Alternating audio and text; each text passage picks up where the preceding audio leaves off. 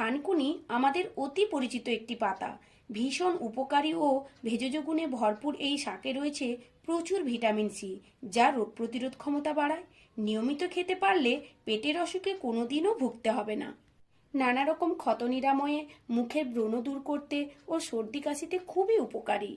শাকের মধ্যে থাকা নানা রকম নোংরা ঘাস পাতা ভালো করে বেছে নিয়ে শাকটিকে ভালো করে ধুয়ে নেব।